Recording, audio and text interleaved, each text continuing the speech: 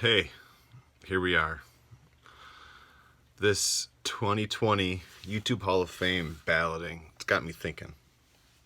And I think I'm squeezing this in on the last possible day to put nominees or submit my nominees. But I just went through and I checked out some other videos over like the last week, ever since I got nominated. When I got nominated, that I was looking at the wrong spot. When I got nominated by somebody who reached out to me on Instagram, I was like, man, that's freaking awesome. I appreciate that. So I started watching. I did actually a search on YouTube for 2020 YouTube Sports Card Hall of Fame. And I saw people's videos. I saw like people I've known for a long time. You know, the people that they voted for, you know, and some people that they left off, things like that. And I know this is not a rant video or anything like that, but I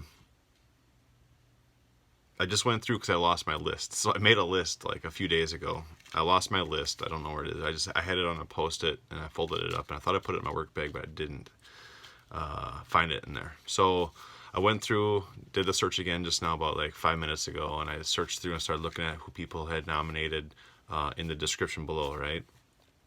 I see like this one person who deserves to be in the YouTube Hall of Fame or the Autograph Collectors Hall of Fame in there, but dude doesn't collect sports cards. Doesn't get sports cards signed. So I was confused by that, even though the guy is an amazing person, has an amazing channel, and I watch all of his content. It was like, dude. And then the names that I wrote down here, when I scrolled through my subscriptions and filtered them by the rules that Mike set forth, I'm just surprised people haven't named these people. And I think that's because this YouTube sports card collector niche or group or community, that's the word, that's the hot word, community. I think it's pretty freaking small. I've been on YouTube for 7 years. I know my niche is right here, you know, these sports cards. Hint, hint. I need to look over here. These sports cards, I've been on YouTube for 7 years, showing these for the last 7 years. I know my audience is small, but my connections are wide. So I have on here people I thought should easily have been nominated, and they're in no particular order. I had just written these out. I cut pieces of paper and wrote them out. And a couple of them are on the borderline for qualifying because they've kind of fallen off a little bit on videos, but they're still putting content out there. And this is the first one I'm thinking of who is kind of falling off because he's kind of switching gears a little bit in life, but definitely put in the work for a long, long time. And that's Mick. I hope it's front ways when you guys are seeing it, but for me it's backwards. So it's Mick 4347. This guy had the most amazing, almost like a LCS in his basement, like in his furnace room. And I think you guys all remember that tour that he gave us, and used to do his videos from down there. He used to break retro packs and things like that. So let's have more maybe of an honorable mention. This one I really like to nominate. I really enjoy his content, and it's a mixture of content. It's Henry. Like I said, these are in no particular order from most qualified or most deserving of the YouTube Sports Card Collectors Hall of Fame, whatever it's called. But Henry S. has been out there for a long time, constantly putting up content, really unique stuff, unearthing just all kinds of cards from hockey to soccer, anything from thrift stores to flea markets, all over the place. Just really unique stuff. And then he sprinkles in his other stuff like stamps and astronaut cards and, did I say postcards already? No, postcards and even frickin' records and all kinds of just unique stuff. So definitely I think, and obviously getting sports cards signed and bringing those cards to light. This guy, Chase and Ink, I think his name's Chase. I haven't gotten to know him very well. I do watch almost all of his content and thumbs up all of it, but he is one of the sports card collectors and autograph collectors on Autographs Anonymous. Just a major at least the stuff that I watch, a huge, really cool podcast with Zane Savage, Mike Rhodes. I don't even know. I'm lost for names, but then you have Troy that's on there. This Andy Summers is on there sometimes. Stacey Schaefer's been on there. Back in the day, it was the boss, Jeremy Daniels. So yeah, Chase, you do great content. You'll definitely get my nomination for the 2020 YouTube Sports Card Hall of Fame. A name that was never mentioned that's been out there for a long time. I got a couple doozies coming here at the end. Is Jay Mojographs? Is that what it is? MOJOAUTOGRAPHS. Jay. He puts out a wide variety of content, but really good stuff. He does a lot of sports cards. He gets a lot of in-person autographs, especially NBA. But Jay's just a super cool guy, super passionate about networking, building his Instagram, puts really good YouTube videos out there. Just a truly cool guy that's puts out content that keeps you watching, and I dig it. And I think I only have a few more left. I didn't get a full 10, I don't think, but these are some really good ones at the end, and at least in my opinion. Well, let's go with the lesser of the 4 that are left. Tommy, Ace X Deuce 90. This guy has been a sports card collector for a long time, and his days in college were freaking hilarious. And he's diversified more as he's gotten older and graduated from college and moving on to the professional realm. But Tommy, bro, your content is awesome. He recently pulled like a monster was it numbered to like 5, that Mets guy, that Alonso. See, I don't do a lot of the big sports cards, and I don't do the certified stuff, but dude just pulled like a $2,500 card out of a pack, and you should go back and look for his video on that Alonso that he pulled. I think it's worth like $2,300. He's trying to sell it off, and I don't know if he did that yet or not.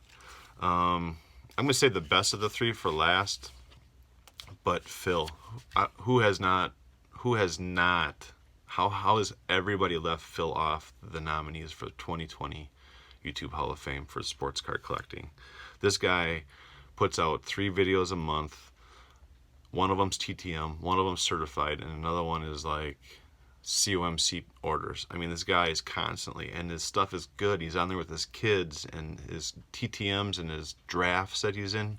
Drafts where like they send in a bunch of cards to somewhere, and then a group of like 10 people all like do like a snake draft or whatever. They all take turns drafting on cards that have been submitted into this big pool. I mean, that stuff is those videos are my favorite, and he mentions me often in them because I just dig the drafts, because he just gets really good stuff in those drafts, and it's stuff good by meaning stuff that he really wants, and like sometimes he gets the first pick and he gets a really dope autograph.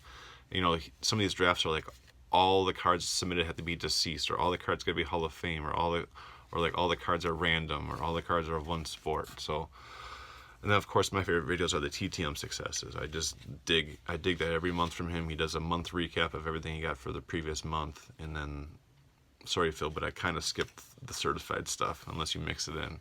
So that's it. So that's Phil. That's Squeepaw21. Hopefully I've covered all the rest of the YouTubers. Yeah, I think I've covered all of their channel names. And this one, Steve, no hard feelings. I know you kind of forgot about the old DK, but I didn't forget about you, brother.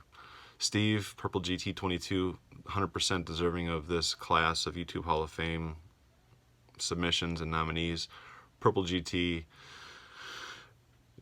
super high, super lows, but the guy's just there, being Steve and putting it out there, sharing his collection, all the way from like Fred McGriff stuff to Falcons to, was there some grimy guy? I think he was a defensive back that he connected with his family. But Purple GT definitely goes way back with great content, just a true awesome guy. And I think the one person out of all my nominees that deserves to be in there the most is TTM Troy. One, because you nominated me. I really appreciate that you recognize my content, and even though my genre isn't for everybody, with it being MMA cards, but Troy puts out amazing content. The guy's written a book on TTM autographing. I mean, written a freaking book that's on Amazon. His backdrop is great. And let me get rid of this message. I gotta wrap this up. But yeah, TTM Autograph Troy. It used to be TTM Troy. Now it's TTM Autograph. Of my class of 2020, I think this is this is the top of the list. So maybe I saved the best for last by accident because I wrote that one first and it was on the bottom of the pile. So TTM Troy, or sorry, TTM Autograph, you definitely are deserving of the 2020 YouTube Sports Card Collectors Hall of Fame, especially with your 1991 Donruss set project. Dude, over 700 cards that you're chasing, that's crazy. So again, these are mine. I think you guys should definitely give more kudos to the TTM guys too, especially with TTM sports cards, because like my motto used to be hashtag all cards need ink. So yeah, guys like me out there for the last 12 years sending sports cards out that everybody thinks are commons, we're getting them inked up. So definitely something that I don't know why certified is so, certified has the value and stuff like that, but dang, I mean, we're getting some sweet on-card autographs, sweet autographs that are not one of 10,000 stickers with little scribbles on them. So kudos to you TTM collectors, because I think that's really where it's at. It's definitely a lot cheaper and it's a lot more fun than getting bills in the mail. So that's it. No ranting, just thinking that this community needs to get a little bit bigger. And but hey, if people don't want to get bigger because they don't like anything besides certified or vintage or modern or box breaks, to each their own. But let's spread those wings a little bit, huh? So looking forward to see who gets in this class. And that's all I got. So Mike, thanks for running this YouTube Hall of Fame thing. Like Ricky Russo said, it's tons of work, I'm sure.